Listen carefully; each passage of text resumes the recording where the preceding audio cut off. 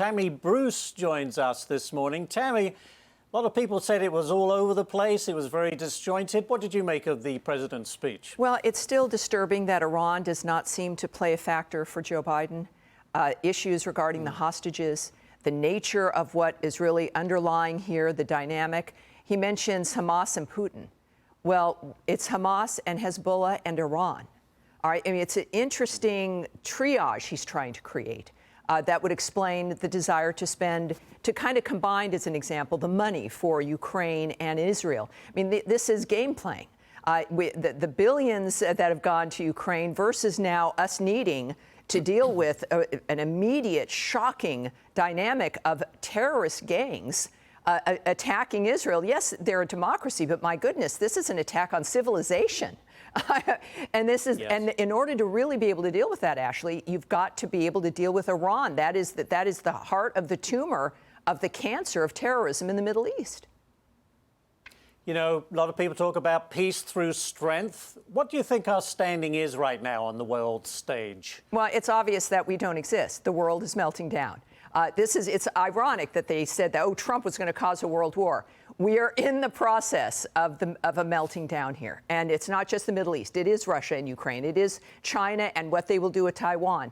Everyone knows they've got all the bad actors in the world know they've got maybe a year. And it's Fat Boy in North Korea giving weapons over to Russia. It is every bad actor in the world having a field day, which started with Afghanistan and that withdrawal and the chaos that was displayed to the world, that America was done at least as long as Joe Biden is president. They were afraid of Donald Trump for good reason.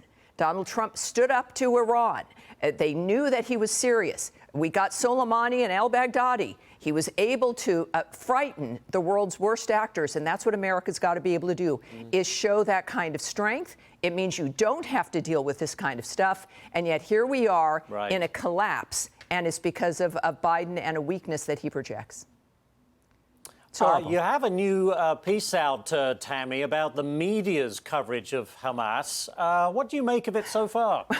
This has been discussed, but I have to say what Americans have to worry about is not that they got something wrong, was this initial instinct to believe a terrorist group's assertions. They say, oh, the Gaza Health Ministry said that this was Israel attacking a hospital. That's Hamas. It's a Hamas, they're terrorists.